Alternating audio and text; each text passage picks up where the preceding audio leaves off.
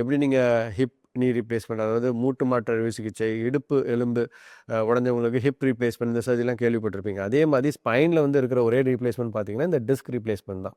So அது வந்து யாருக்கு பண்ணுவோம்னா, ஒருவேளை யங் பேஷண்ட்ஸ் 30s 40ஸில் ஆக்டிவாக இருக்கிறவங்களுக்கு, அவங்களுக்கு வந்து ஆர்டிஃபிஷியல் டிஸ்க் ரீப்ளேஸ்மெண்ட் யூஸ்ஃபுல்லாக இருக்கும். வயதானவர்களுக்கு யூஸ்வலாகவே வந்து அந்த இடத்துல மூவ்மெண்ட்டே கம்மியாக தான் இருக்கும். எக்ஸ்ட்ரா எலும்புகள் ஃபார்ம் ஆகிருக்கும், ஆர்த்ரைட்டிஸ் இருக்கும். ஸோ அவங்களுக்கு வந்து யூஸ்வலாக வந்து சர்விக்கல் டிஸ்க் ரீப்ளேஸ்மெண்ட் பண்ணுறதில்ல, ஃபியூஷன் சர்ஜரி தான் பண்ணுவோம். ஸோ இதான் மோஸ்ட்லி பண்ணக்கூடிய இந்த காமனான சர்ஜரிஸ்.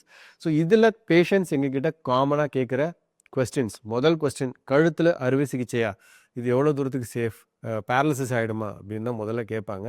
ஸோ இதில் வந்து உங்களோட ஸ்பைனல் கார்ட்லேயோ நரம்புலையோ போய் அந்த சர்ஜன் வேலை செய்வது கிடையாது. ஸோ அதற்கு முன்னாடி இருக்கக்கூடிய அந்த டிஸ்கில் தான் வந்து அந்த அறுவை சிகிச்சையை மேற்கொள்கிறோம். ஸோ அதனால் வந்து இதில் பேரலிசிஸ் ரிஸ்க் வந்து ரொம்ப கம்மி. ஸோ எந்த அளவுக்கு கம்மி அப்படின்னா, ரோட்டில் போனால் ஆக்சிடென்ட் ஆகுமா அப்படின்னு கேட்டால் எஸ், பாசிபிலிட்டிஸ் இருக்குது. பட் அதை பற்றி நம்ம யோசிக்கிறது இல்லை. அது எந்த அளவுக்கு கம்மியோ அதே அளவுக்கு தான் சர்விக்கல் டிஸ்க் ரீப்ளேஸ்மெண்ட்டாக இருக்கட்டும், ஏசிடிஎஃபாக இருக்கட்டும், it's a very common surgeries. பல வருஷங்களாக பண்ணிகிட்டு இருக்க ஒரு காமன் சர்ஜரி. பட் இதில் பேரலிசிஸ்க்கான ரிஸ்க் வந்து ரொம்ப ரொம்ப கம்மி. ஸோ சேஃபாக பண்ணிக்கலாம்.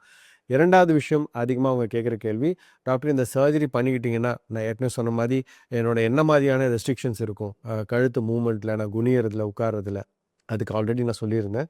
ஸோ அந்த இடத்துல ஃபியூஷன் பண்ணாலும் இல்லை டிஸ்க் ரீப்ளேஸ்மெண்ட் பண்ணாலும் உங்களுடைய மூமெண்ட்டில் எந்த வித பாதிப்பும் இருக்காது. அவங்க சர்ஜரிக்கு முன்னாடி எவ்வளோ நெக்கை திருப்பிட்டு இருந்தாங்களோ, குனிஞ்சாங்களோ, நிமிர்ந்தாங்களோ, அந்த எல்லா மூமெண்ட்ஸும் ப்ரிசர்வ் ஆகும்.